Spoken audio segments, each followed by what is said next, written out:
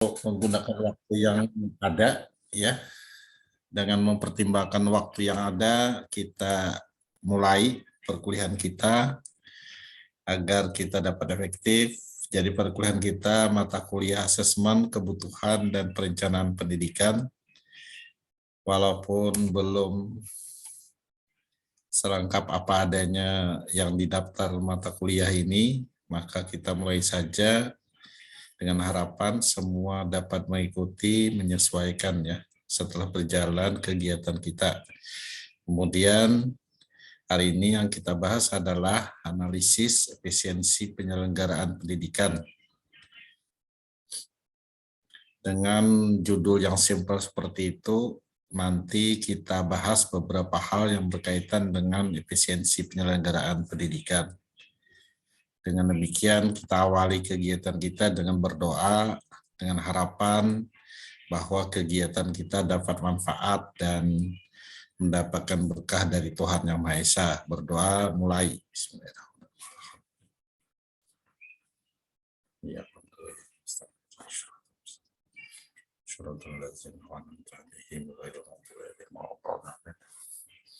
Berdoa selesai.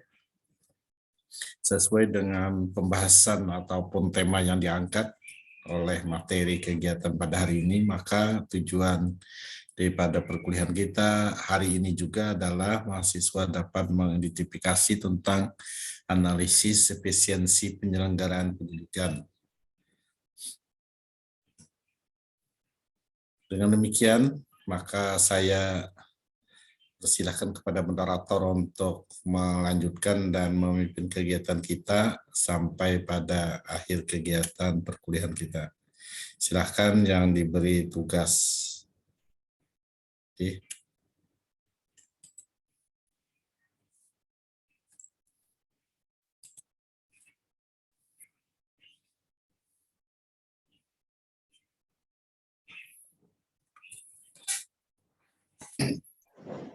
Yang diberi tugas siapa untuk kelompok berikutnya? Izin saya saja Pak, dari kelompok 6 moderator hari ini. Oke, silakan. Suara saya terdengar jelas rekan-rekan semua? Ya, oke. Baik. Assalamualaikum warahmatullahi wabarakatuh. Waalaikumsalam warahmatullahi wabarakatuh. Ya, Selamat siang Pak dosen dan rekan-rekan semua. Alhamdulillahirrabbilalamin, kita bisa bertemu kembali dalam mata kuliah asesmen kebutuhan dan perencanaan pendidikan. Nah, untuk hari ini kelompok 5 akan menyajikan makalah mereka yang berjudul Analisis Efisiensi Penyelenggaraan Pendidikan. Untuk kelompok 6, waktu dan tempat dipersilahkan. Baik, terima kasih. Assalamualaikum warahmatullahi wabarakatuh. Ya, waalaikumsalam. Bismillahirrahmanirrahim. Alhamdulillahirabbil alamin. Allahumma shalli ala sayyidina Muhammadin shalatan takunu li kulli ismin yusra wa li kulli da'in dawa wa li kulli syai'in musyifa wa ala alihi wasallam. Bapak Ibu yang kami hormati, dosen pengampu mata kuliah asesmen kebutuhan dan perencanaan pendidikan Bapak Dr. Sohaimi SPD MPD yang telah bergabung bersama kita pada hari ini di dalam kuliah secara virtual. Teman-teman mahasiswa Magister Administrasi Pendidikan yang kami hormati dan kami banggakan, dalam penyajian kelompok 5 pada hari ini membahas tentang analisis efisiensi penyelenggaraan pendidikan. Adapun anggota kelompok dari kami adalah terdiri dari 4 orang, saya sendiri Muhammad Akhyar, Ibu Rini Damayanti, Ibu Johar Latifa, dan Ibu Nani Sumiati. Adapun pembahasan di dalam kelompok kami pada hari ini memuat tentang konsep efisiensi pendidikan, kemudian juga ada efisiensi internal, ada efisiensi eksternal, analisis keefektifan biaya, kemudian hambatan-hambatan dalam peningkatan efisiensi. Kita akan membahas tentang konsep efisiensi pendidikan. Dalam konteks pendidikan, efisiensi selalu dikaburkan dengan 2 konsep yang relevan tetapi berjauhan, yaitu kualitas sekolah dan efektivitas sekolah. Jadi Jadi efisiensi pendidikan ini selalu dikaitkan dengan yang namanya kualitas sekolah dan efektivitas sekolah. Efisiensi menurut Nanang Fatah itu adalah menggambarkan antara hubungan input dan output. Ya. Efisiensi juga diberi makna sebagai proses kegiatan yang mampu melahirkan suasana yang kondusif, ya, menyenangkan, merangsang kreativitas, mendorong prestasi dan iklim yang sehat. Efisiensi ini kalau dipandang dari berbagai macam perspektif, ya, misalnya di dalam perspektif ekonomi, adalah bagaimana memberikan yang berhubungan dengan input dan output, ya. Jadi istilahnya diberi makna dengan menggunakan beberapa perspektif, diantaranya utilitas sumber-sumber yang dapat disebut memenuhi kriteria efisiensi jika dengan menggunakan cara tertentu dapat dihasilkan yang lebih optimal. Jadi dengan sumber daya yang minimal itu dapat dihasilkan secara maksimal. Kalau dalam perspektif kesejahteraan, efisiensi bermakna bahwa upaya untuk mencapai tujuan dan sasaran tertentu yang berkaitan dengan barang dan jasa, dengan tidak mengurangi persyaratan minimum yang dibutuhkan untuk mencapai kesejahteraan itu. Tidak menguras hak milik yang lain, disinilah terjadi apa yang disebut oleh para ekonomis sebagai kesejahteraan ekonomi. Jadi ketika sudah dikonsepkan secara matang, sudah diprogramkan di dalam satu perencanaan, maka ketika itu dieksekusi atau dilaksanakan akan menghasilkan sesuatu yang melebihi daripada target yang ada dengan tidak istilahnya dana yang ada itu tidak menggelembung atau tidak melebihi daripada dana-dana atau sumber yang telah ditetapkan. Ini yang berkaitan dengan konsep efisiensi pendidikan. Selanjutnya akan disampaikan oleh rekan kami.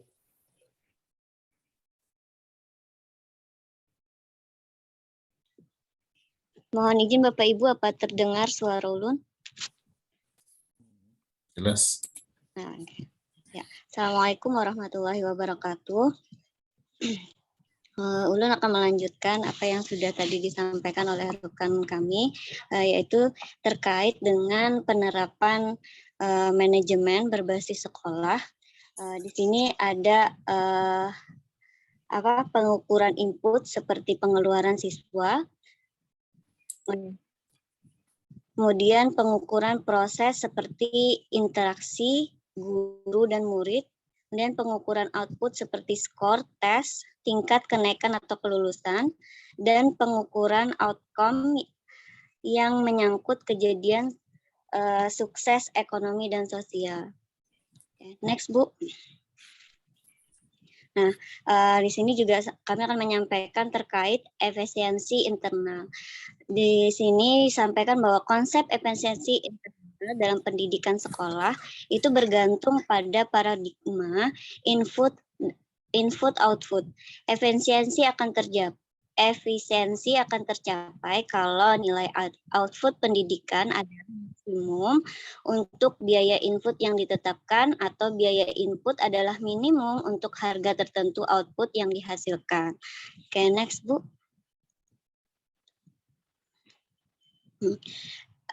Selain efisiensi internal, ada juga yang namanya efisiensi eksternal, yaitu ini sering dihubungkan dengan metode cost benefit analysis, yaitu rasio antara keuntungan finansial sebagai hasil pendidikan dengan seluruh biaya yang dikeluarkan untuk pendidikan. Analisis efisien eksternal ini berguna untuk menentukan kebijakan dalam pengalokasian biaya pendidikan. Oke. Untuk selanjutnya akan disampaikan oleh rekan kami yang lain. Baik. Sebelumnya suara ulun terdengar lah Bapak Ibu? Terdengar jelas. Oh, okay. Baik, ulun akan melanjutkan tadi dari Ibu Nani. Sekarang ada analisis keefektifan biaya. Biaya pendidikan diartikan sebagai jumlah uang yang dihasilkan dan dibelanjakan untuk berbagai keperluan penyelenggaraan pendidikan di sekolah atau madrasah. Di antara cakupan dari biaya yaitu ada gaji guru, peningkatan kemampuan profesional guru, pengadaan sarana ruang belajar, perbaikan ruang belajar, pengadaan perabot atau mobiler, pengadaan alat-alat pelajaran, pengadaan buku-buku pelajaran, alat tulis kantor atau ATK, kemudian ada kegiatan ekstrakurikuler, kegiatan pengelolaan pendidikan dan supervisi pendidikan, pembinaan pendidikan, serta ketatausahaan sekolah atau madrasah. Next. Nah, di sini ada landasan manajemen keuangan dan pembiayaan pendidikan. Itu ada 5, di antaranya adalah mampu mengelola penggunaan dana, efektivitas dan efisiensi biaya. Kemudian yang ketiga ada meminimalkan penyalahgunaan dana. Kemudian yang keempat ada kreatif menggali sumber pendanaan. Dan yang kelima menempatkan bendahara yang kompeten dan profesional.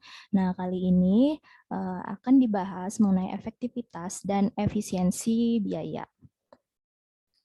Next. Nah, di sini ada indikator analisis efektivitas biaya tadi, ada 5 macam. Yang pertama ada unit cost, yang kedua ada cycle cost, yang ketiga attrition cost, keempat cost per unit dispersion, dan kelima ada cost per unit achievement. Baik, untuk penjelasannya yang pertama ada unit cost. Unit cost ini mengukur biaya keseluruhan itu dibagi dengan jumlah peserta didik. Nah, kemudian kalau cycle cost ini mengacu kepada jumlah rata-rata biaya yang dikeluarkan oleh setiap peserta didik dalam 1 tahun dan melihat jumlah peserta didik yang lulus setiap tahunnya dari suatu sekolah atau lembaga pendidikan. Kemudian ada attrition cost. Attrition cost ini melihat efektivitas biaya pendidikan itu berdasarkan seluruh biaya yang dikeluarkan dan kontribusinya terhadap keluaran. Kemudian yang keempat ada cost per unit dispersion. Ini adalah analisis efektivitas biaya yang akan menghasilkan angka-angka yang mengandung dispersi atau pemencaran. Sehingga dispersi ini perlu diperhitungkan sebagai indikator efektivitas. Kemudian yang kelima ada cost per unit achievement. Jadi ini adalah analisis efektivitas biaya berasumsi bahwa setiap biaya yang dikeluarkan itu mempunyai kontribusi pada peningkatan output ataupun outcomes. Mungkin bisa dilanjutkan oleh anggota kelompok yang lain. Baik, terima kasih. Saya akan melanjutkan paparan dari kelompok kami, yaitu yang kemudian hambatan-hambatan dalam peningkatan efisiensi. Yang pertama itu hambatannya adalah hambatan politik dan budaya. Yang kedua yaitu sumber daya manusia. Ketiga bahan pengajaran. Keempat fasilitas. 5 intensif. Dan keenam sikap. Ketujuh manajemen. Kedelapan infrastruktur. Dan kesembilan keuangan atau biaya pendidikan. Nah, inilah hambatan-hambatan dalam peningkatan efisiensi.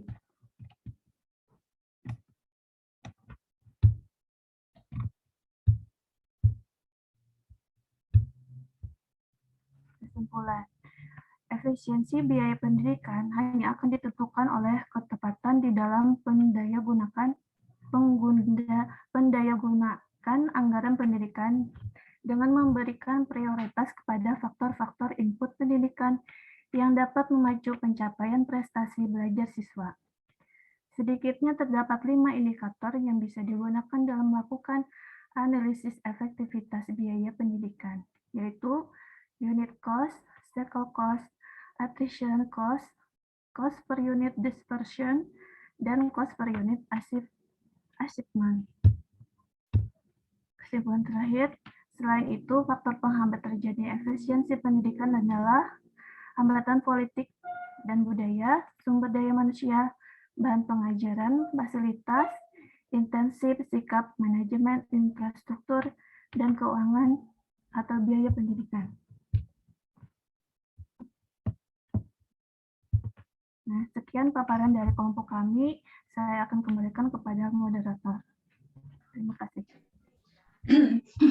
Terima kasih kelompok 5 yang sudah memaparkan materi terkait analisis efisiensi penyelenggaraan pendidikan.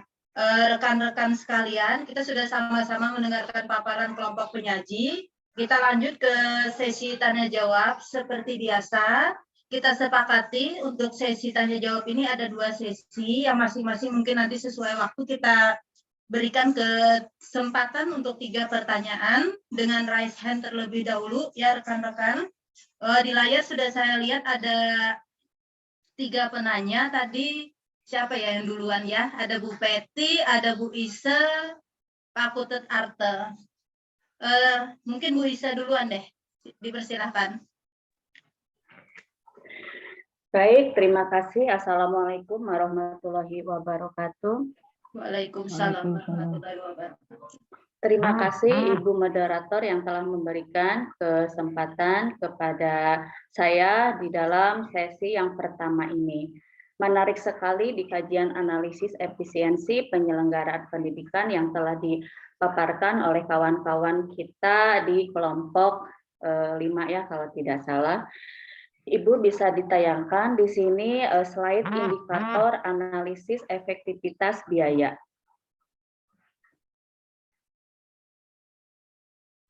Terus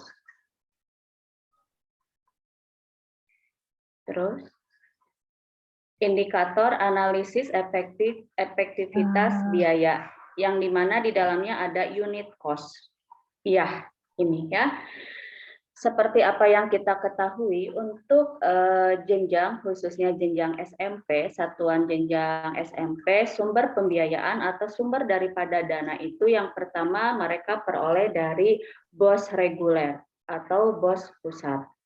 Dan yang kedua adalah BOS daerah kalau diterapkan di daerah kami yaitu di Kabupaten Tabalong. Adapun SD mereka belum menerima untuk BOS daerah atau kita kenal dengan BOSDA. Efektifnya perhitungan unit cost ya di dalam menentukan jumlah per siswa untuk mendapatkan angka uang yang akan kita kasihkan ke siswa itu berdasarkan unit cost.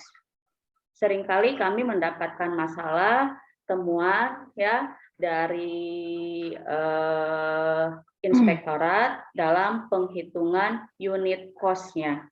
Barangkali kawan-kawan yang ada di kelompok pemakar ini bisa menjelaskan secara lebih rinci bagaimana perumusan atau menentukan harga indeks unit cost-nya per siswa. Karena saya tahu yang kita ketahui adalah per wilayah atau per wilayah itu unit cost-nya itu berbeda. Apa yang menjadi perbedaan daripada penghitungan unit cost itu sendiri? Dan kami juga ini masih kebingungan di dalam menentukan unit cost untuk di kabupaten kami. Terima kasih atas perhatiannya. Mudah-mudahan kelompok ini bisa menjawabkan dalam menentukan unit cost ini. Terima kasih. Terima kasih Bu Isa atas pertanyaannya. Bagaimana ini kelompok 5 mau langsung dijawab atau kita teruskan ke pertanyaan selanjutnya dulu? Dilanjutkan ke pertanyaan berikutnya Bu ya. Oke ya untuk Bu Isa, nah kita lanjut dulu ke pertanyaan selanjutnya. Silakan yang Ibu duluan lah Pak Arte lah, Bu Peti deh yang kedua. Silakan Bu Peti. Ya, terima kasih kepada moderator. Assalamualaikum warahmatullahi wabarakatuh. Jadi tertolong tentang hambatan-hambatan dalam peningkatan efisiensi tadi. Slide beberapa tadi ya, hambatan-hambatan. Nah, di sini kan hambatan-hambatan dalam peningkatan efisiensi. Saya ingin ini aja, minta penjelasan aja poin nomor 1, 2, dan 3. Hambatan politik dan budaya, kemudian sumber daya manusia, dan bahan pengajaran. Ya itu saja Bu Moderator. Terima kasih Bu Peti atas pertanyaannya. Kita lanjut ke pertanyaan terakhir untuk sesi 1. Silakan Pak Arte. Baik, terima kasih Bu. Presentasi yang sangat menarik sekali dari Pak Ayah dan kawan-kawan. Jadi tentang efektivitas biaya pendidikan ya sudahkah efektif. Nah, Indonesia ini kan anggaran pendidikannya kurang lebih 20% atau 550 triliun per tahun. Nah, sementara Indonesia ini termasuk dalam kategori biaya pendidikan termahal urutan kalau saya tidak salah itu 4 atau 8 dunia berdasarkan penelitian HSBC Singapura. Nah, pertanyaan saya, sudahkah efektif efisiensi sudah berlaku enggak gitu, artinya dengan biaya yang segitu besarnya sudahkah sesuai dengan output yang dihasilkan. Nah, itu satu Pak. Yang kedua tadi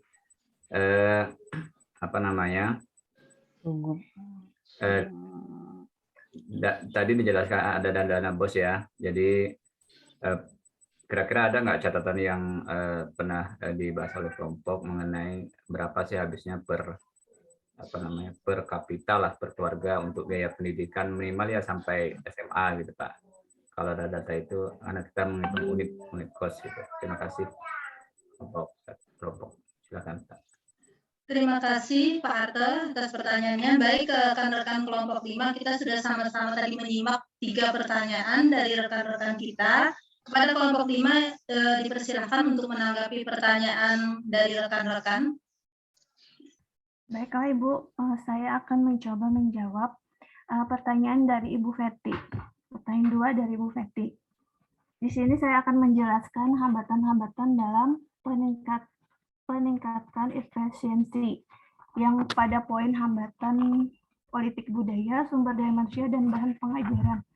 Di sini saya akan mencoba untuk menjelaskan sedikit untuk dukungan politik. Peningkatan efisiensi internal sekolah memerlukan dukungan politik dan budaya bagi tercapainya mutu pendidikan di sekolah. Peningkatan efisiensi internal sekolah tidak bisa dilepaskan dari hambatan politik dan budaya, terutama yang menyangkut pengaruh peninggalan kolonial dalam berbagai bentuk, orientasi kurikulum yang sering berganti-ganti dan tidak konsisten, dan juga konservatisme terhadap pembaruan pendidikan yang muncul dalam berbagai bentuk penolakan pembaharuan pendidikan. Kemudian untuk sumber daya manusia, ketersediaan dan kemampuan sumber daya manusia menentukan keberhasilan peningkatan efisiensi internal sekolah. Di banyak negara berkembang ditemukan hambatan sumber daya manusia, terutama mutu para guru khususnya dalam bidang matematik dan sains, serta kemampuan efisiensi manajemen dalam pengelolaan dan pengembangan sekolah. Dan yang ketiga, penjelasan tentang bahan pengajaran, yaitu peningkatan efisiensi internal sekolah menghadapi hambatan bahan-bahan pengajaran. Untuk meningkatkan efisiensi internal diperlukan tersedia dan termanfaatkannya bahan-bahan pengajaran yang dibuat dan disiapkan oleh para guru. Keterbatasan para guru dalam membuat dan menyiapkan bahan-bahan pengajaran memunculkan terjadinya hambatan-hambatan dalam bahan-bahan pengajaran. Saya kira itu penjelasannya untuk 3 poin itu, Bu. Mungkin kelompok atau anggota yang lain bisa menambahkan. Ya, saya coba menambahkan dari apa yang sudah disampaikan oleh Ibu Johar Latifah ya mengenai hambatan dalam peningkatan efisiensi. Yang pertama itulah hambatan politik dan budaya, yang mana ya ini juga termasuk dalam hambatan dalam peningkatan efisiensi. Kenapa hambatan politik? Karena kan politik ini istilahnya kita tidak bisa diterka ya. Nah, misalnya saja seperti halnya kurikulum 2013 berubah lagi menjadi kurikulum yang sekarang. Ada regulasi lagi peraturan yang baru, penyesuaian. Kemudian ada lagi regulasinya kurikulum yang baru lagi yang merdeka ini, meskipun belum seluruhnya menerapkan. Ini kan yang namanya politik ya, situasional ya. Jadi ini memang ketika kita sudah berikan satu perencanaan tersusun dengan rapi ya, tiba-tiba ada regulasi yang mengatur atau regulasi yang berubah, otomatis kan ini jadi hambatan. Kita akan menyesuaikan, menyusun kembali.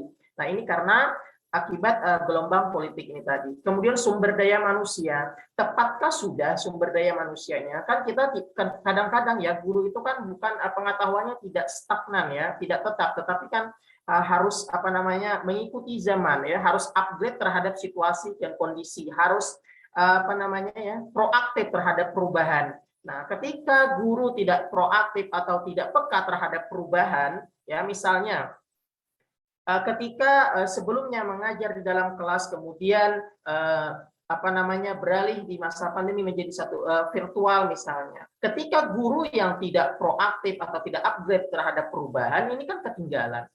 Nah, otomatis kan ini juga berkenaan dengan sumber daya manusianya, menghambat daripada efisiensi pelaksanaan pendidikan. Ketika sumber daya manusia tidak proaktif, tidak upgrade, tidak update terhadap perubahan, maka otomatis akan menghambat terhadap efisiensi pendidikan.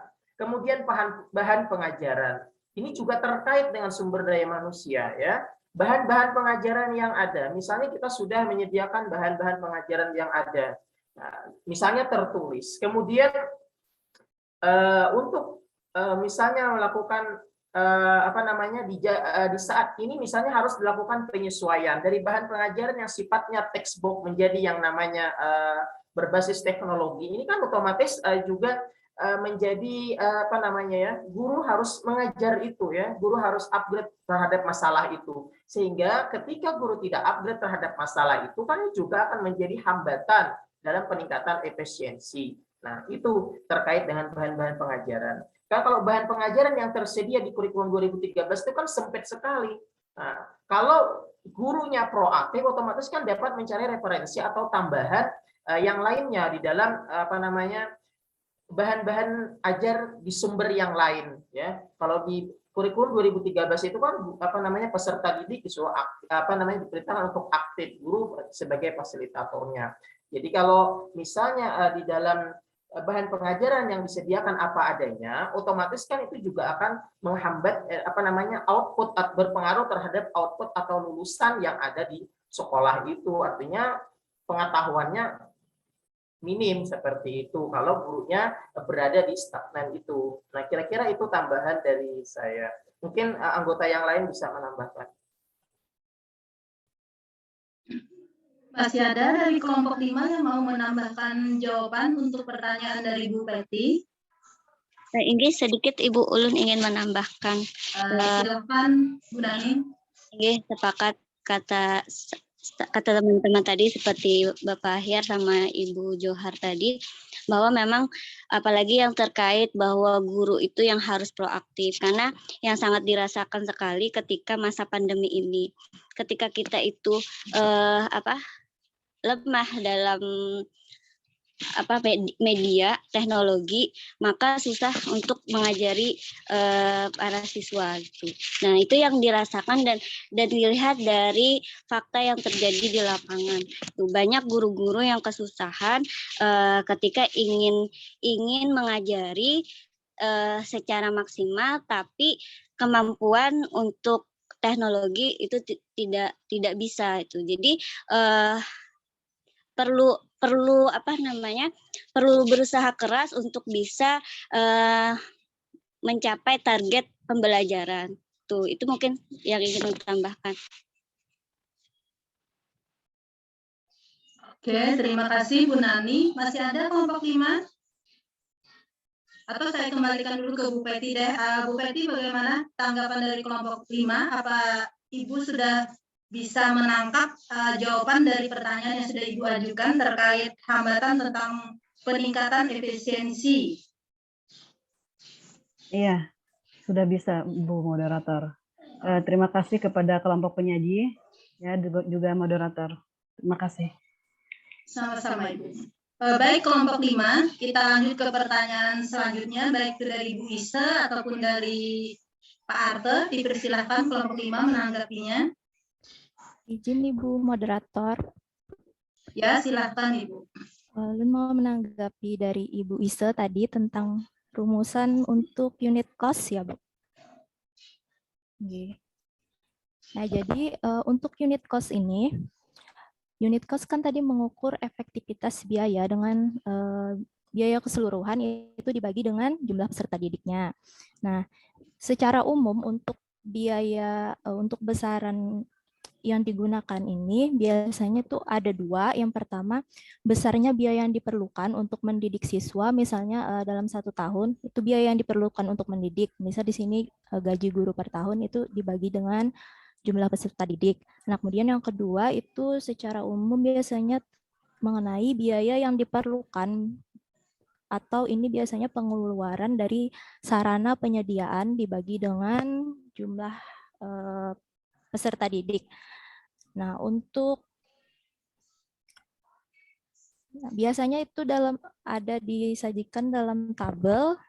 Jadi tabelnya itu untuk rekapannya ada aktivitas misalnya. Bentar ya, Bu ya.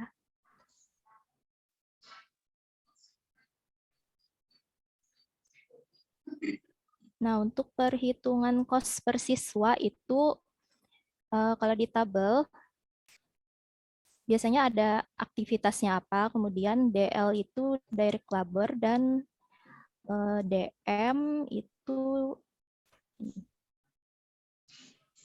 direct labor cost sama direct material cost. Nah, dari direct labor cost ini diketahui untuk pengeluaran dengan biaya langsung di suatu sekolah, kemudian direct material itu berkaitan dengan pengeluaran biaya atau bahan langsung. Jadi misalnya di sini aktivitasnya misalnya kan ada aktivitasnya misalnya penerimaan peserta didik. Ya, penerimaan peserta didik baru, berarti direct labornya tidak ada, misalnya kemudian aktivitasnya masa orientasi peserta baru, terus sesuai aktivitas aja itu.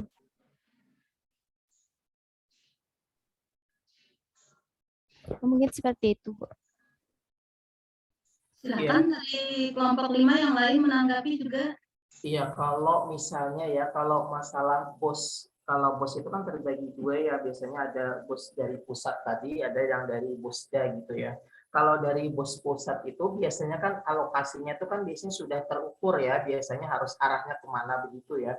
Kalau tidak salah itu saya saya bukan apa namanya tidak mengetahui banyak ini tentang penghitungan di dalam dana bos ya. Karena bukan bendahara, tetapi setahu saya kalau di tentang bus pusat itu kan secara masuknya kan secara online, kalau tidak salah sekarang kan biasanya sudah ada acuannya untuk belanjanya gitu ya, biasanya diatur secara khusus begitu ya. Nah kalau Bosda itu yang punya aturan kan regulasinya dari pemerintah daerah. Nah kenapa kalau dalam Onetcos sendiri kan itu memang tidak ini ya, tidak akurat ya, memang kurang akurat kalau penghitungan secara unit cost ini. Karena apa? Karena memang kan biaya keseluruhan dibagi dengan jumlah peserta didik yang ada. Itu kalau dalam teorinya ya. Jadi kalau unit cost-nya agak kurang akurat begitu yang dipakai. Mungkin ada teman-teman dari anggota kelompok yang lain atau dari bendahara di sekolah pengelola keuangan bisa menambahkan untuk hal ini terkait dengan regulasi mengenai bos reguler pusat atau dari bosda ini, ada yang menangani, ada yang berpengalaman, silakan di-share berbagi dengan kita terkait dengan unit cost ini atau dari anggota yang lain. Terima kasih. Dari kelompok 5 masih ada yang mau menanggapi sebelum kita coba lempar ke kelompok lain yang mungkin lebih pernah punya pengalaman terkait pertanyaan Bu Isa tadi, kalau saya tidak salah menangkapnya, mengenai rumusan indeks unit cost ya Bu Isa ya, per siswa itu bagaimana perumusannya itu ya Bu Isa ya. Di per wilayah kadang-kadang berbeda. Nah, kenapa berbeda seperti itu? Tadi sudah ada sedikit gambaran dari kelompok 5, mungkin ada yang dari kelompok lain yang pernah terlibat atau pernah tahu lah terkait masalah ini, bisa silahkan menanggapi. Mungkin Bu Mariana ya dari Dinas Pendidikan bisa menanggapi. Ya, izin Bu Nira selaku moderator. Silakan Bu Mariana. Terima kasih. Sedikit ini aja, kita berbagi informasi aja, share ya. Untuk unit cost bantuan pusat itu seperti di BOS itu, seperti yang kita ketahui bersama kan hitungannya berdasarkan data anak murid atau data anak didik per orangnya, per kepala. Nah, jadi setiap daerah itu memang berbeda-beda, seperti apa yang pernah disampaikan Mas Menteri dalam sosialisasi kemarin untuk dana BOP. Kenapa berbeda? Karena ini melihat dari keberadaan lokasi masing-masing. seperti kita di daerah Kalsel, tentu bantuannya berbeda dengan daerah di Papua, ya kan? Karena berdasarkan dari bahan mentah material sendiri kan, misalnya ada perbaikan rehab ringan, misalnya kan. Nah, material itu tentu berbeda harganya yang di Kalsel dengan yang ada di Papua. Nah, ini yang dikatakan Mas Menteri itu asas keadilan katanya. Jadi kalau disamaratakan itu malah akhirnya tidak menjadikan adil begitu dalam hal pembiayaan pendidikan. Jadi kalau di Kalsel misalnya unit cost-nya untuk dana BOP nih ya, di PAUD ini saya yang tahu persis sama di BOP kesetaraan. Kalau di BOS SMP SD kalau tidak salah sama ya 600 juga 1 tahun, tapi kalau di BOP PAUD 610 untuk satu anak 1 tahun per tahunnya, dan di BOP kesetaraan itu ada 1.300.000 satu anak 1 tahunnya, paket B, paket A itu ya, paket B 1.500.000, paket C 1.800.000. Nah, perbedaan unit cost ini satu tadi berdasarkan memang bahan material di tiap lokasi itu berbeda. Kemudian juga adanya komponen-komponen penggunaan dana kan ketika kita menyusun RKAS atau RAB. Nah, jadi dalam komponen-komponen itu ada beberapa yang lebih ditonjolkan seperti adanya persentase yang banyak pada biaya operasional atau ada persentase yang banyak pada biaya pendukung, adanya yang kurang di dana lainnya seperti itu. Nah, jadi kenapa berbeda itu untuk di pusat memang melihat dari asas keadilan yang diinginkan Mas Menteri, juga melihat dari bahan-bahan material mentah yang ada di setiap lokasi. Kalau untuk Bosda ya, kalau di HSU belum ada nih. Mungkin di Tanjung ini ya karena banyak ini PAD-nya besar ya. Di Tanjung ini banyak duitnya ya, Bu Isa. Jadi Bosda-nya sudah dialirkan ya untuk SMP. Nah, kalau untuk Bosda mungkin seyogianya pemerintah tetap mengacu pada Permendikbudristek ya untuk aturan-aturan Bosda, tapi untuk satuan unit cost-nya juga didasarkan pada kemampuan daerah itu sendiri melalui dana APBD-nya atau dana PAD sebagai tambahan dana APBD. Terima kasih, itu aja dari Ulun. Terima kasih Bu Nira. Baik Bu Mariana, terima kasih. Sudah membantu. Saya kembalikan ke Bu Ise. Bagaimana Bu Ise tanggapan dari rekan-rekan kita?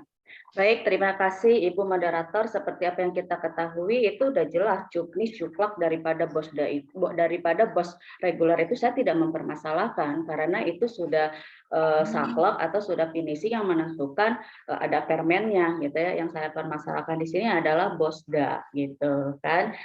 Nah, di sini kami sedikit kebingungan untuk menentukan angka persiswanya gitu loh. Itu aja gitu, angka daripada persiswanya karena tiap tahun itu kami selalu ada temuan dari inspektorat di dalam menentukan unit cost-nya gitu. Itu aja, permasalahan itu simpel gitu ya. Untuk menentukan unit cost-nya dalam persiswa itu berapa? Tadi ditentukan kan tadi ada besarnya kalau nggak salah apa ya tadi ya, besar mengukur efektivitas dibagi siswa. Saya kurang memahami ini rumus daripada ini gitu, apa yang disampaikan oleh kelompok 5 ini jujur saya belum memahami intinya berapa gitu untuk penghitungan daripada unit cost per siswanya itu berapa gitu, rumusannya itu seperti apa, itu aja. Jadi sehingga gugur kalau di Bosda itu, kalau di BOS pusat itu misalnya per siswa itu 1,5 juta misalnya gitu ya,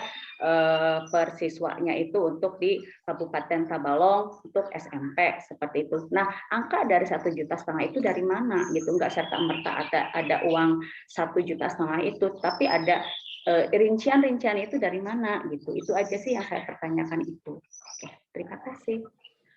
Sama-sama. Baik, untuk pertanyaan Bu Ise, nanti mungkin Pak dosen pengampu kita bisa memperjelas lebih jauh karena mungkin saya sendiri yang pernah jadi bendahara juga tidak tahu asal-muasal angka itu baik dari Bu Nira, Bosda. izin.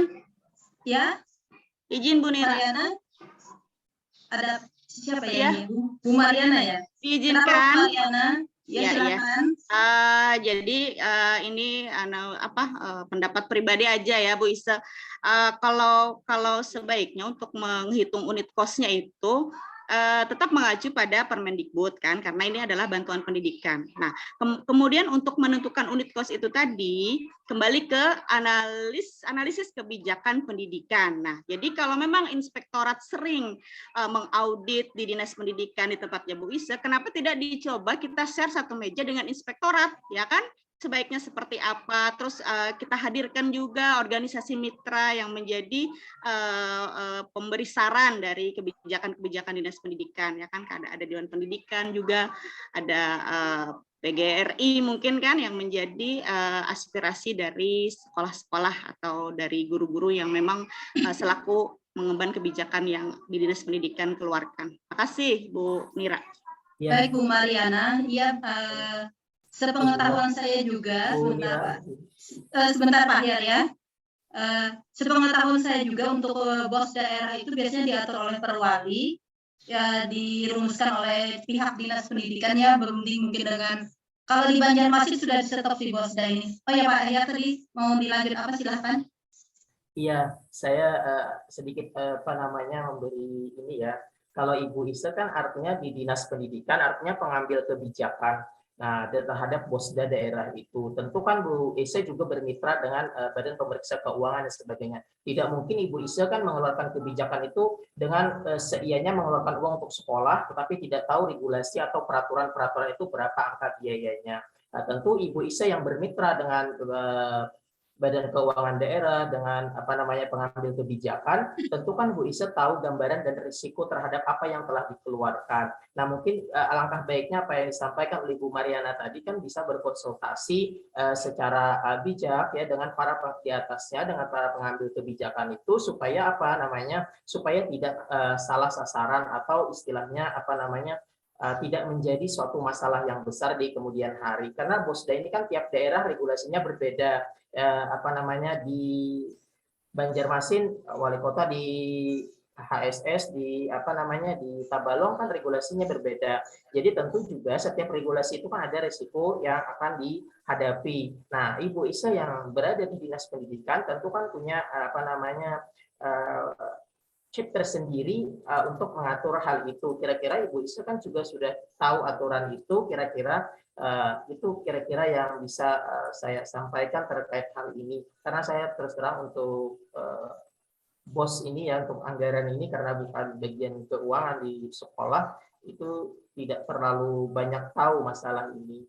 Mungkin itu, mohon maaf nanti mungkin dari anggota yang lain atau dari Pak dosen yang akan memberikan gambaran tentang hal ini. Mohon maaf pertanyaan Bu Ise jika tidak terjawab atau kurang tepat. Boleh menambahkan moderator?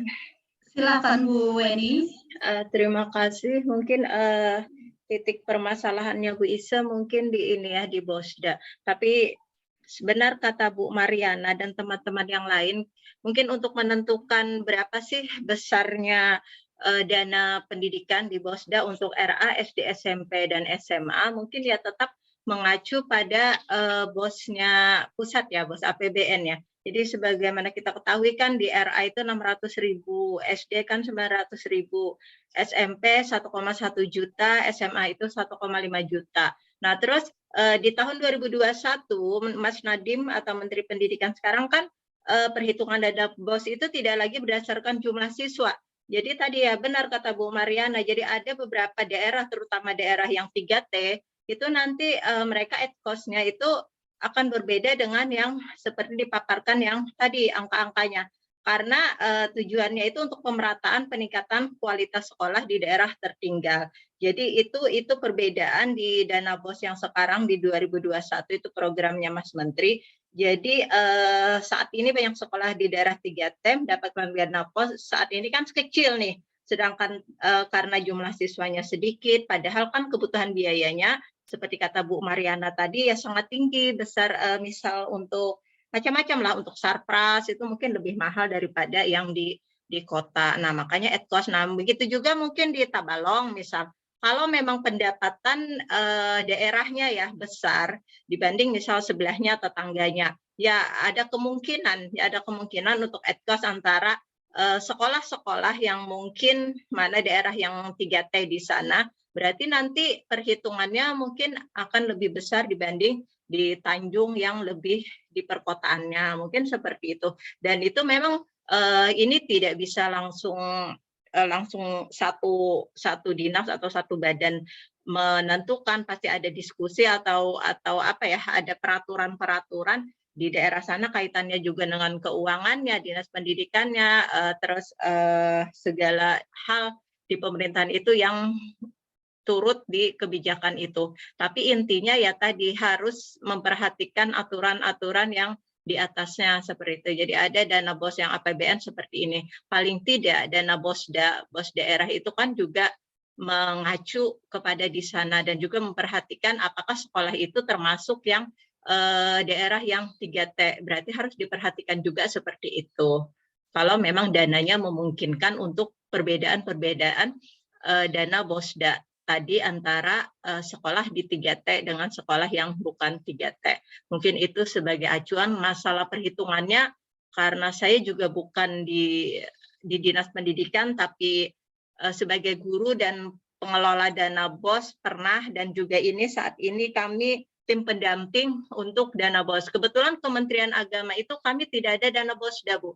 Dulu pernah sampai tahun berapa kami pernah menerima, terus hampir 5-6 tahun kami tidak pernah lagi diikutkan atau diberi dana tambahan dengan dana BOSDA. Jadi Kota Banjarmasin itu khusus yang di bawah Dinas Pendidikan. Nah, mereka yang di bawah Kementerian Agama tidak mendapat dana BOSDA. Seperti itu, Ibu. Assalamualaikum warahmatullahi wabarakatuh. Waalaikumsalam warahmatullahi wabarakatuh. Terima kasih Bu Eni atas tambahannya. Izin menambahkan.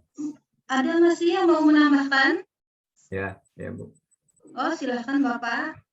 Ya, baik. Jadi gini, memang dana ini rawan sensitif ya. Jadi menurut saya gini, Bu Ise. Jadi pada intinya anggaran untuk dana BOS baik daerah maupun pusat itu sudah ditetapkan melalui Menteri Keuangan. Jadi kalau di setiap daerah beda-beda, tadi sudah dijelaskan juga. Jadi itu ada head-nya. Kalau kayak harga barang-barang itu juga ada head-nya, kayak obat dan lain sebagainya. Misalnya untuk SD itu kan kisarannya antara 900 sampai dengan 1.996 lah.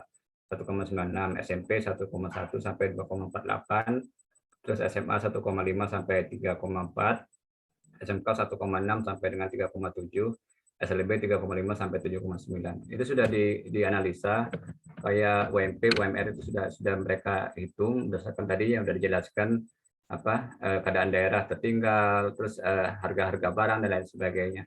Jadi dalam penentuan itu, jadi sekolah itu menentukan dasarnya itu. Jadi nah sekarang tinggal keperluan sekolah sama dana yang tersedia gitu. Jadi kalau head-nya sudah diatur itu, jadi tinggal kisaran itu aja.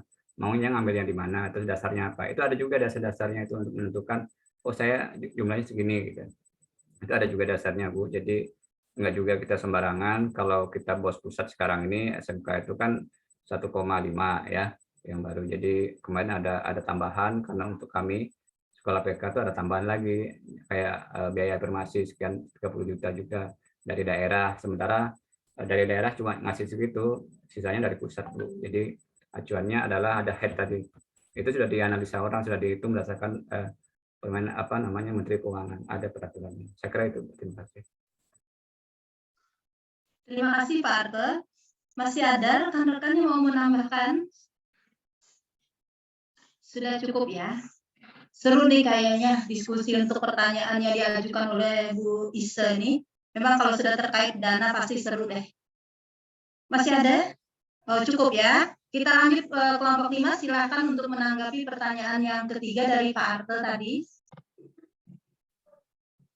Iya, saya coba ya.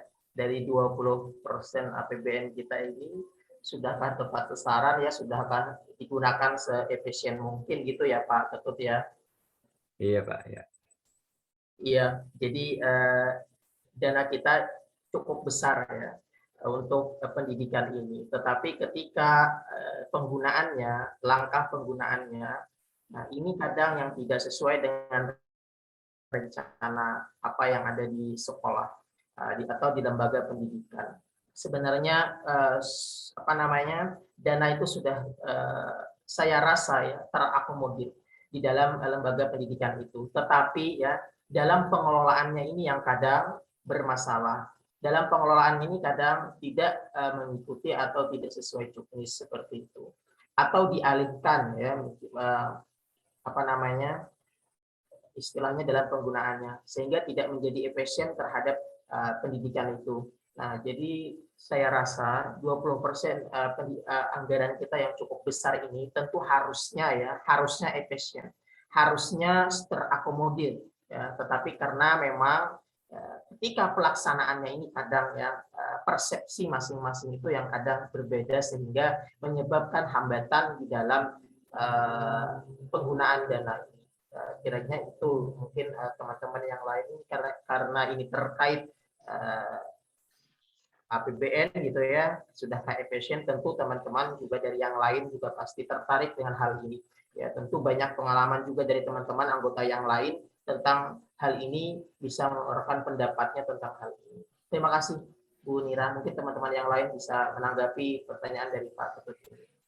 Baik Pak Ahyar, silakan kalau ada yang mau menanggapi pertanyaan dari Pak Ketut tadi terkait anggaran pemerintah sudah cukup besar untuk pendidikan, tapi kok biaya pendidikan di Indonesia ini masih besar juga ya, begitu ya dari Pak Arte. Masih ada yang mau menanggapi dari kelompok 5?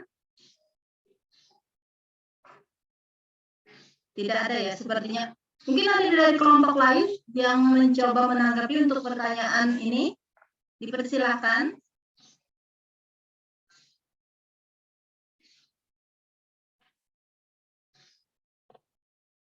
Atau saya kembali dulu nih ke Pak Arte.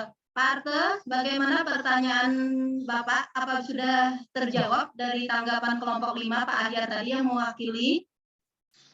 Kalau dijawab sudah dijawab Pak Ahyar tadi. Artinya kalau saya kan nanyanya pendapat dari kelompoknya Pak Ahyar. Jadi kalau saya jawab ya itu pendapatnya Pak Ahyar. Terima kasih Bu. Oh iya, oke. Karena yang ditanya tadi tanggapan kelompok ya, berarti Pak Ahyar sudah mewakili dari kelompok 5.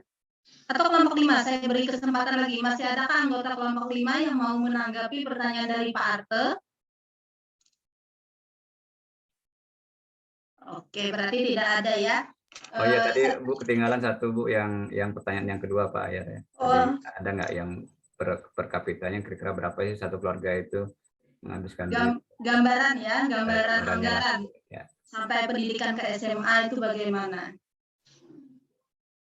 Bagaimana Pak Ahyar dan rekan-rekan? Masih ada tanggapan untuk pertanyaan Pak Arte terkait gambaran dana pendidikan per kapita, ya paling tidak sampai SMA lah.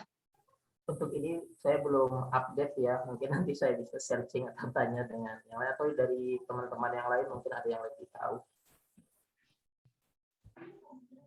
Bagaimana rekan-rekan dari kelompok lain, ada yang bisa memberi tanggapan terkait pertanyaan Pak Arte ini? Kalau tidak ada, mungkin nanti kita minta bantuan Pak dosen untuk memberikan gambaran tanggapan terkait pertanyaan Pak Arte. Tidak ada ya? Oke, kita lanjut aja deh ke sesi yang kedua. Saya persilakan. Mungkin ada 3 pertanyaan lagi, waktunya masih cukup ini. Dipersilakan kalau ada yang pertanyaan untuk sesi 2, dipersilakan.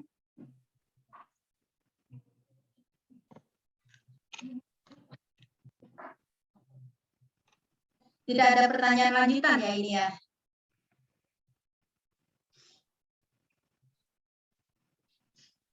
Baiklah, kalau tidak ada pertanyaan lanjutan untuk sesi 2 ini, kita lanjutkan saja.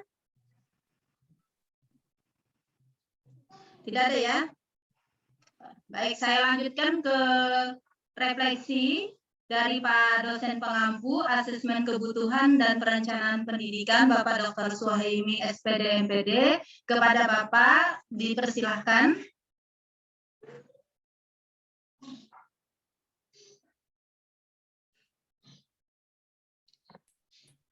Mohon izin Bapak. Ya, terima kasih. Dari semua yang dipaparkan sebenarnya kita tidak boleh terjebak pada satu persoalan ya, karena memang yang kita pelajari itu efektivitas. Efektivitas, tapi tadi kan memang efektivitas itu terkait dengan dana. Jadi dana tadi apa arti efektivitas? Kemudian apa arti daripada apa, kan dekat dengan efisien nih. Efisien, efektif, 2 hal yang dua kata yang tidak bisa dipisah dari makna dan tujuan ya. Untuk bisa mencapai tujuan suatu program itu adalah efektif. Nah, sekarang dalam prosesnya, dalam perjalanannya, agar mencapai tujuan itu dengan baik, maka harus dikelola sumber daya yang ada. Jadi sumber daya itu tidak saja satu ya, yang tadi katakan saja uang. Sumber daya itu untuk kita ingat itu ada 3 ya minimal, yaitu adalah kalau uang sepertiga, boleh jadi uang itu terbatas, tapi dalam hal yang lain bisa kita lebih berdaya untuk bisa meningkatkan mutu atau mencapai tujuan. Saya sebelum masuk ke pertanyaan yang masih kita semua dari masa lalu itu tidak puas terhadap pelayanan karena memang keadaan itu dibuat sedemikian agar tidak terpusat pada satu biaya yang ditangani oleh sekolah, khususnya yang kita kewalahan itu masalah lomba ya, lomba dalam beberapa hal sangat digenjot atau sangat dituntut oleh kita, karena dengan cara mengikuti lomba itu kita bisa ekspos terhadap prestasi yang kita capai ataupun mutu yang kita peroleh, sehingga dengan cara seperti itu kita dapat akses dan kita dapat menjadikan anak kita dapat pamerkan istilahnya kemampuannya dan sekolah dapat menyampaikan apa yang telah dicapai. Dengan cara seperti itu, anak kita lebih termotivasi, namun di lain pihak dananya sangat tidak memungkinkan untuk diarahkan kepada penanganan kesiswaan tadi. Yang ada presentasi-presentasi dalam rangka untuk mengatasi persoalan operasional ya. Jadi dana investasi boleh jadi sangat terbatas. Kadang-kadang sekolah itu memerlukan laptop dalam hal yang lain, tapi tidak bisa terpenuhi. Kemudian ada juga LCD yang sebenarnya tidak boleh dibeli sedemikian rupa, walaupun dalam artian keterbatasan, karena memang di situ ada disebutkan dana operasional. Nah, itu kita boleh pahami masa lalu, mulai tahun diluncurkannya dana BOS itu memang jadi persoalan juga, dan selalu ditanyakan kalau ada raker, kalau kita dipanggil ke Jakarta juga menanyakan masalah ini. Tapi kan dari semua itu dia berpatokan pada dana 3 hal tadi. Ada dana investasi, ada dana operasional ya, yang semua itu ada dana personil ya. Dana investasi berupa bangunan, dana operasional yaitu operasional sekolah, yang katakan saja dapat dikatakan 3 kriteria ya tadi ya. Ada BOS, ada Busda, dan ada PIV ya. PIV diserahkan kepada siswa, untuk orang tuanya juga ada di situ Indonesia Pintar, dan ada satunya untuk orang tuanya dana ngangkip tadi untuk siswa. Kemudian yang dana Busda itu menutupi kekurangan ya, kekurangan presentasi yang kalau digambarkan itu setengah daripada isi gelas itu adalah BOS reguler, kemudian ada BOSDA-nya untuk menutupi hal yang sudah diprogramkan untuk dana operasional juga. Nah, sekarang kita bicara tentang efisiensi. Namun tadi kata saya tadi ada efisien di tengah perjalanannya. Jadi kita buat sedemikian rupa sehingga kita tidak boleh melanggar dan juga menggunakan. Kan efisien dan efektivitas itu kan yang disasar 3 ya, 3 yaitu sumber daya manusia, kemudian ada mesin ya berupa sarana prasarana atau peralatan atau benda investasi, dan yang terakhir adalah money ya. Jadi sepertiga daripada itu adalah masalah keuangan. Jadi kita mungkin Bapak Ibu sudah berpengalaman ya, karena ini sangat praktis karena sudah terkunci dengan juknis yang ada. Jadi pelajari saja juknisnya. Kalaupun Bapak Ibu tanya kepada siapa-siapa, nanti kita mau berargumentasi pasti terhalang dengan juknis tadi, karena memang titik optimalisasi masing-masing sekolah itu berbeda. Tapi dari seluruh yang berbeda itu, saya juga sering mengeluhkan dalam hal tadi mengikuti atau kegiatan kesiswaan yang sebenarnya ekspos untuk mutu. Itu sangat tidak ada dan tidak mungkin untuk dilakukan. Nah, jadi itu katanya apa? Padahal itu sangat utama. Misalnya kalau kami SMK itu kan dana untuk melatih, itu boleh jadi ya, melatih apa? Melatih siswa untuk bisa ikut yang ke pusat itu apa Pak Arta? Yang LKS ya. Nah, LKS mulai daripada LKS tingkat kabupaten, kemudian tingkat provinsi, kemudian tingkat nasional sampai ke dunia. Nah, itu kan sangat sulit untuk mendapatkannya, maka dulu bisa-bisa kita semua lalu diserahkan kepada ketua jurusan, uang itu baru dikembalikan lagi secara efisien untuk bisa diarahkan kepada lomba tadi. Karena itu katanya tidak mungkin untuk dibuat dana yang khusus untuk hal itu, padahal itu yang kita perlukan. Jadi intinya kita kelola dalam mata kuliah ini, kita kelola 3 hal tadi untuk bisa efektif dan efisien. Efisien itu tadi dalam prosesnya, yaitu tidak boros. Tidak boros itu ukurannya bukan berarti hasil saja, ya, tidak boros itu, tapi harus sesuai dengan porsinya. Jadi kita memang sering terjebak kepada hasil yang besar atau hasil yang kecil harus sepadan dengan biaya yang kita keluarkan. Tapi itu kan mutlak pada perhitungan ekonomi ya. Tapi kalau dalam hal pengelolaan pendidikan itu tidak itu aja. Jadi dalam pendidikan itu juga kita memperhatikan human relation-nya, atau dalam artian hubungan sesama atau penanganan kemanusiaan. Jadi beberapa hal itu maksudnya, penanganan kemanusiaan itu maksud saya kita harus betul-betul mengarahkan pada kepuasan pelanggan. Jadi kualitas pendidikan.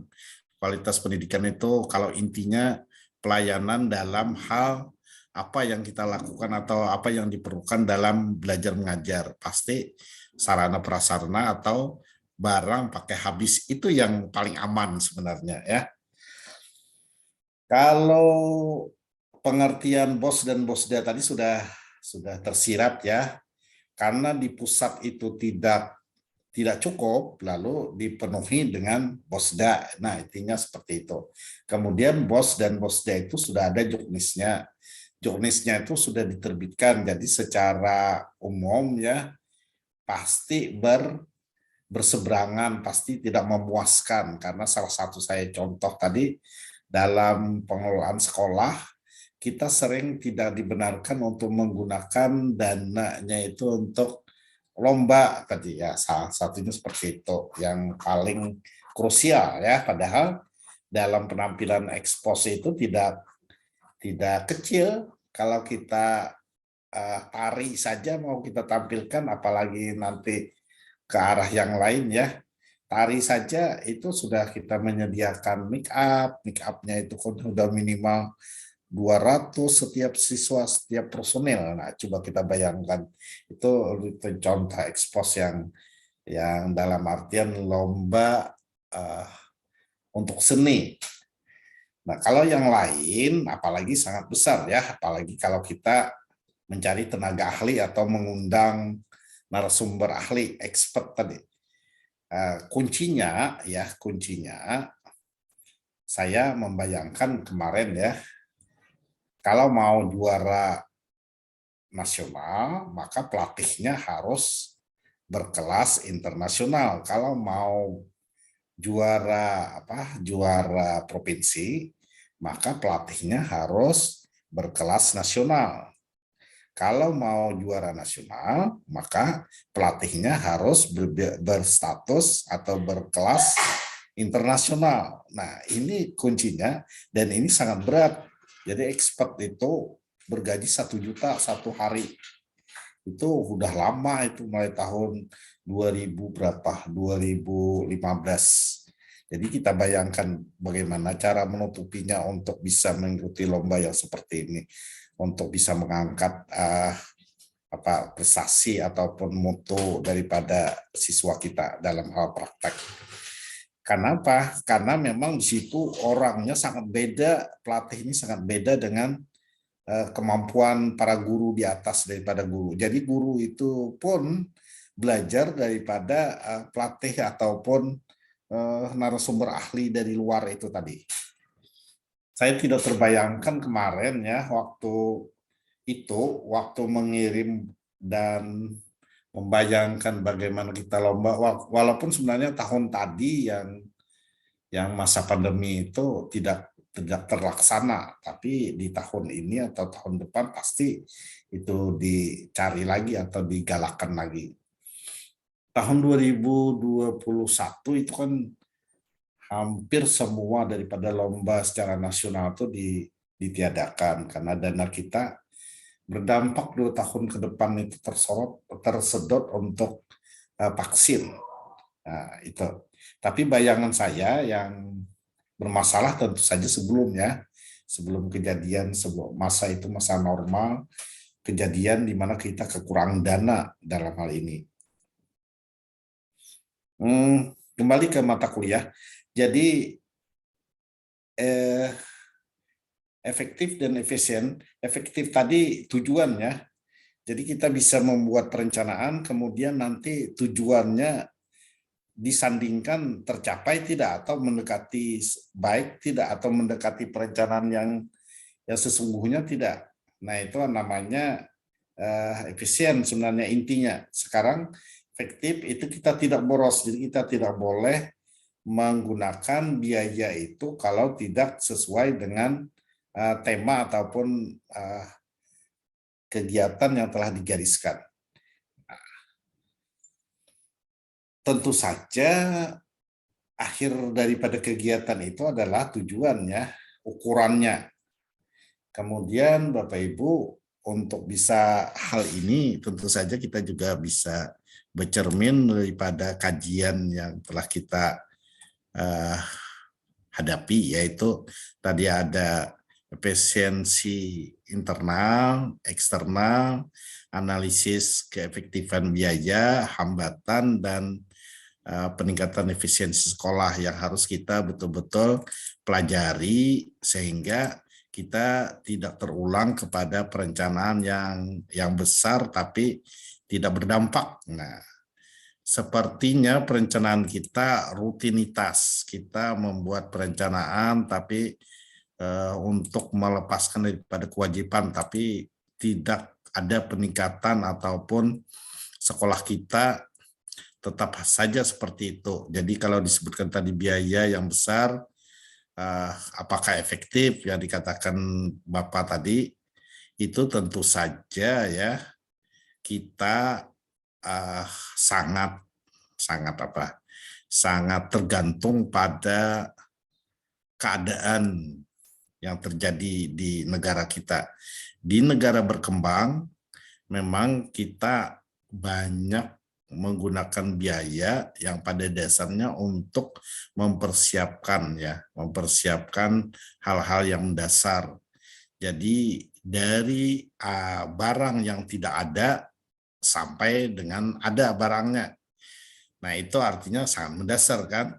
Kalau di negara sudah bagus atau negara maju, barangnya sudah ada dan sudah ada jaminan keahlian pengelolanya, dalam artian kalau dibantu hal ini kan, kalau dibantu mesin, katakan saja mesin yang berharga besar, katakan saja puluhan juta begitu mesin. Alat praktek ini kalau di SMK kan sangat familiar dengan hal tersebut. Nah, sekarang dalam menggunakan mesin itu pertama keahlian, kedua ada perawatan.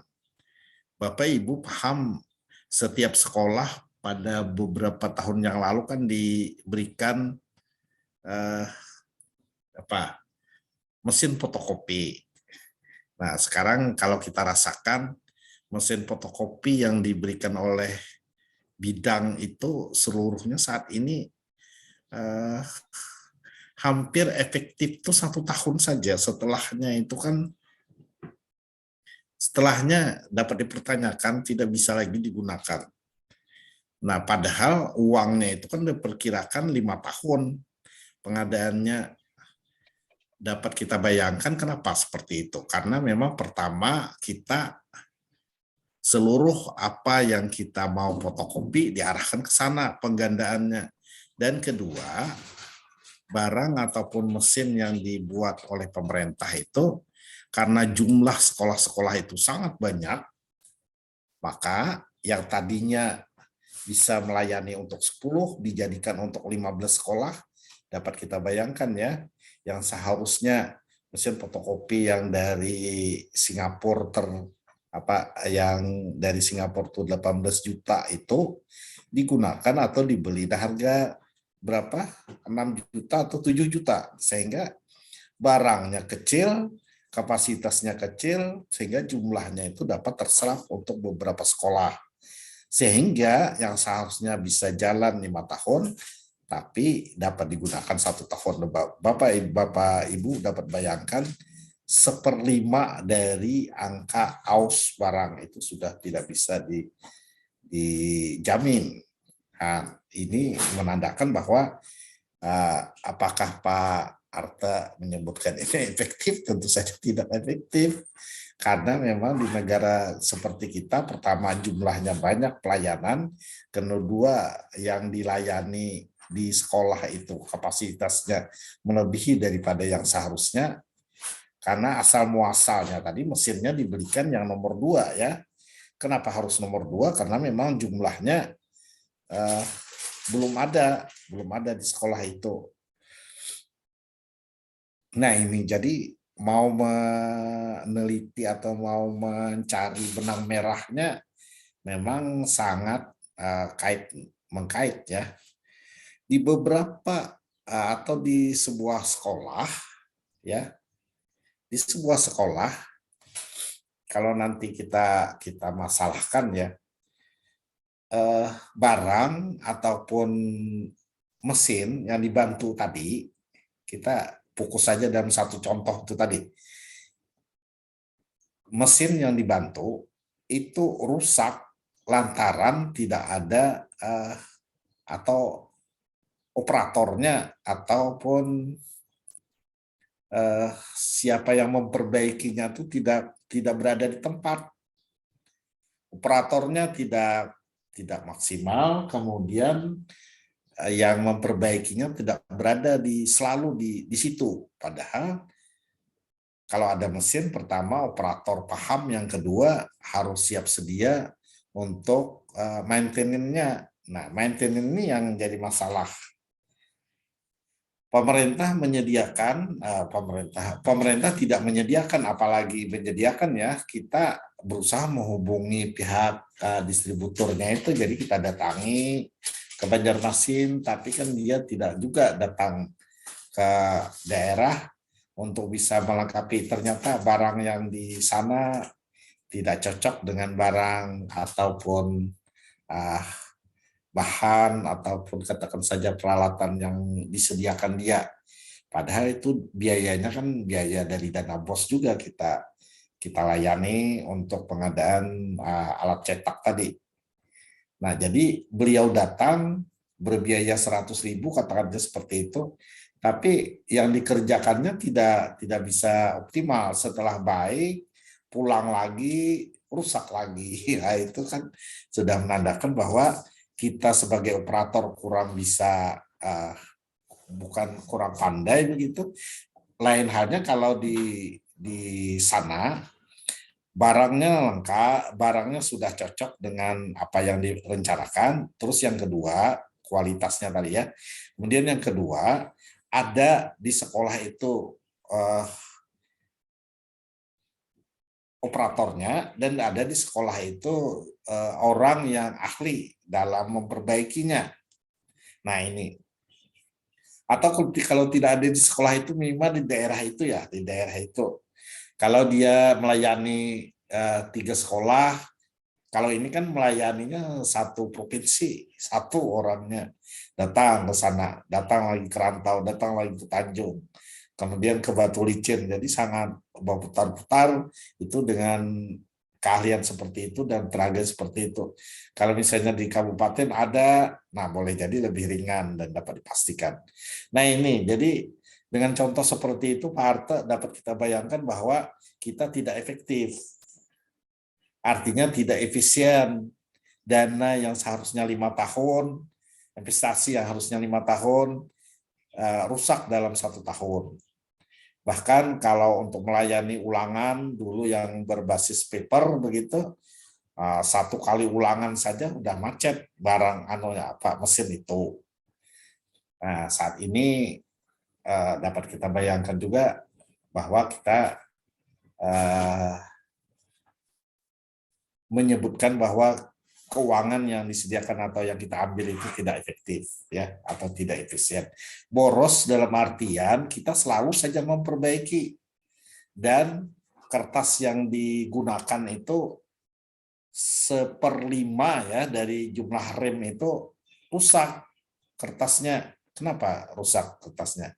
Dia tercetak tapi tidak baik kualitasnya hasil cetakannya. Nah, seperti itu. Jadi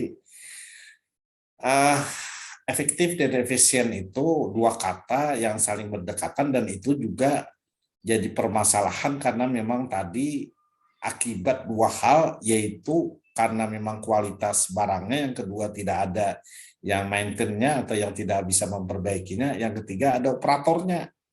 Nah, oleh karena itu Bapak Ibu, ada dana, ada uang, ada apa tadi? Ada biaya yang disediakan di BOS, akhirnya tidak efektif.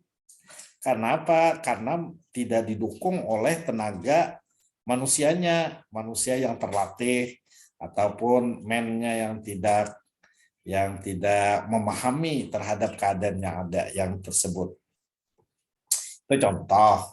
Sehingga dalam hal ini kita mulai saat inilah, katakan saja setelah kita memiliki beberapa tenaga ahli ya, tenaga ahli yang tidak sebenarnya harus ya, karena kalau saat ini kan kita kewalahan di lingkungan, katakan saja di keguruan pendidikan, ilmu keguruan dan pendidikan ini kan beberapa tahun tidak ada pengangkatan dalam artian PNS, sehingga orang sangat lesu untuk bisa berharap apakah kehidupannya dapat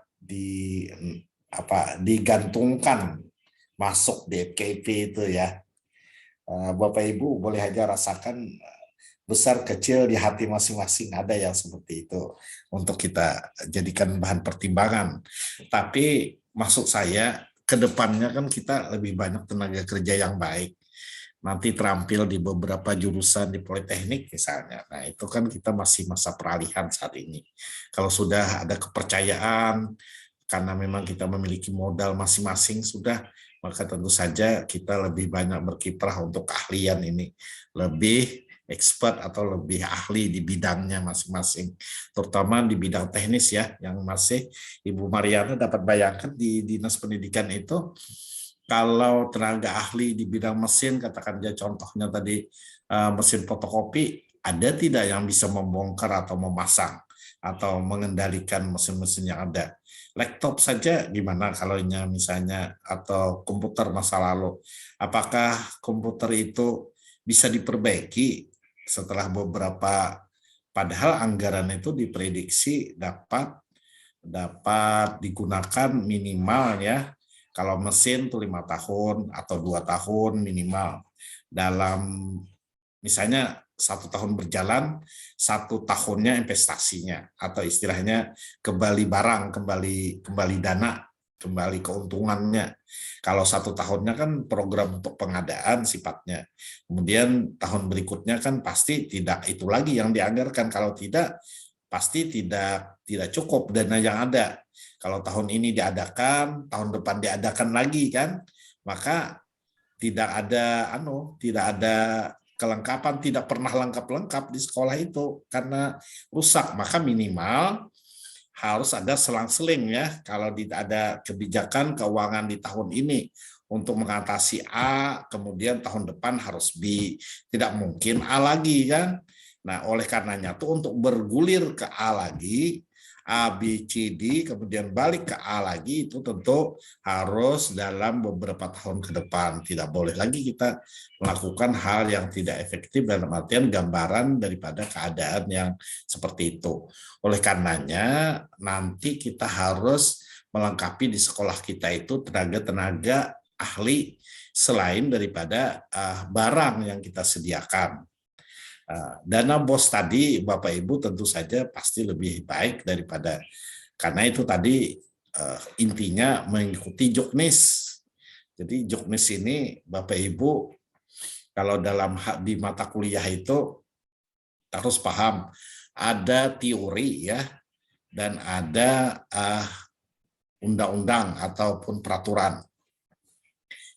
Peraturan ini dikaji selain daripada kajian-kajian teori atau kajian-kajian kelayakan ilmiahnya, tapi banyak pada tadi pengaruh pengadaan atau hal mengatasi masalah yang sangat praktis.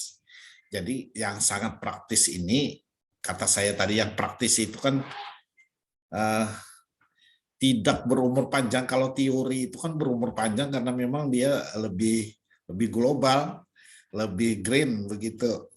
Sementara yang kita atasi secara praktis itu, kita mengatasi persoalan yang kita hadapi yang selalu saja berubah-ubah dari titik A ke titik B ke titik C begitu. Nah, sehingga itu diatasi dengan Juknis tadi. Oleh karenanya tidak bisa Bapak Ibu disandingkan antara Juknis dengan karena jauh sudah jalannya. Jadi sangat berproses begitu. Juknis itu sangat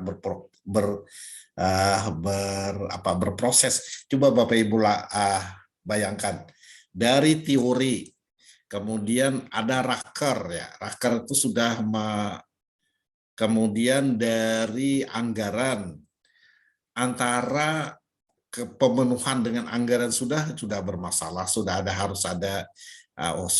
ada kebijakan itu mengatasi persoalan antara kajian ilmiah dengan keadaan empiriknya. Nah, keadaan empirik itu lalu diambil langkah, dibuatlah Juknis.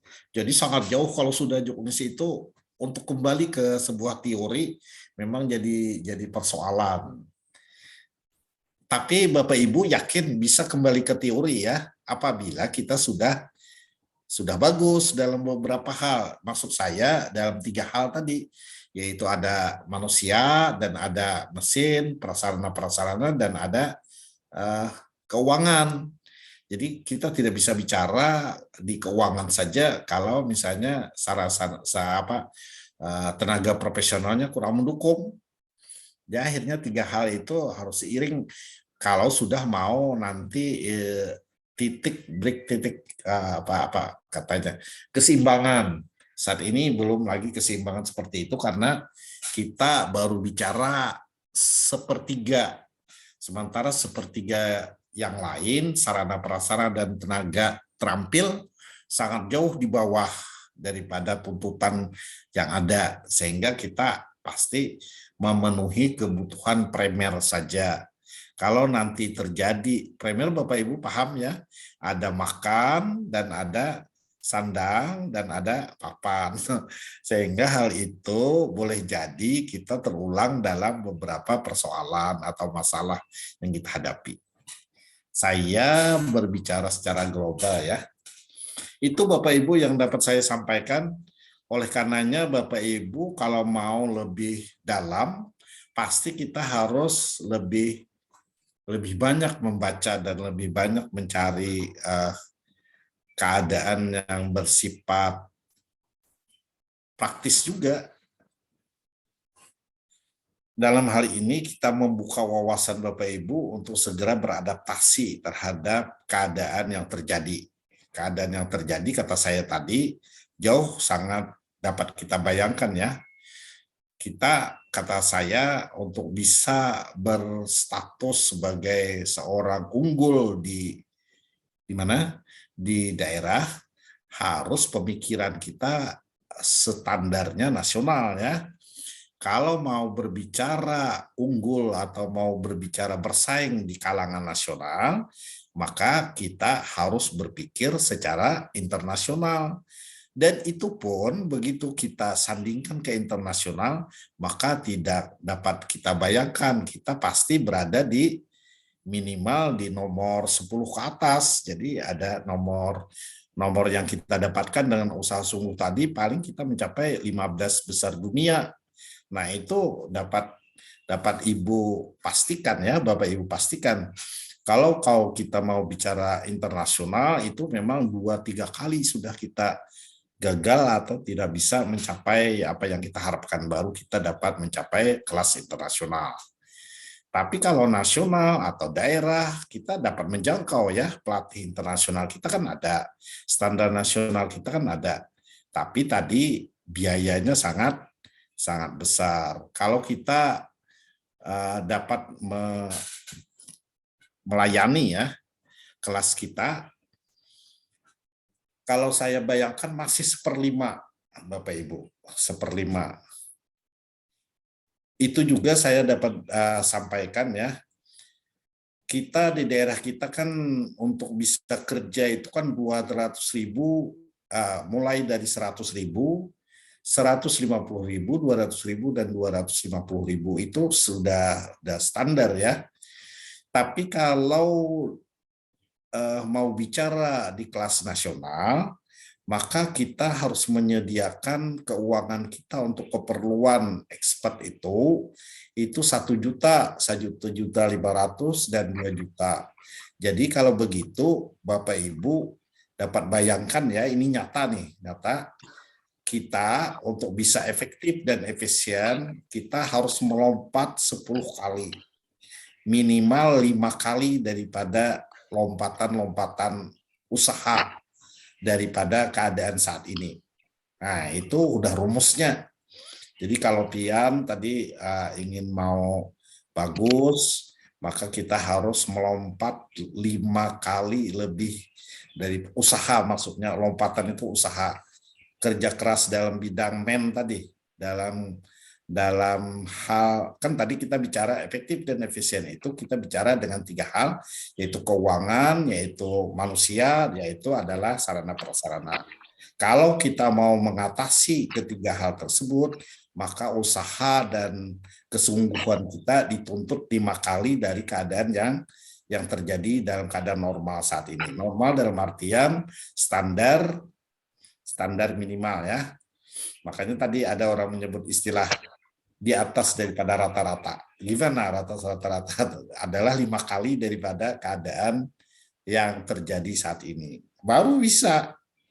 Itu aja dapat Ibu rumuskan.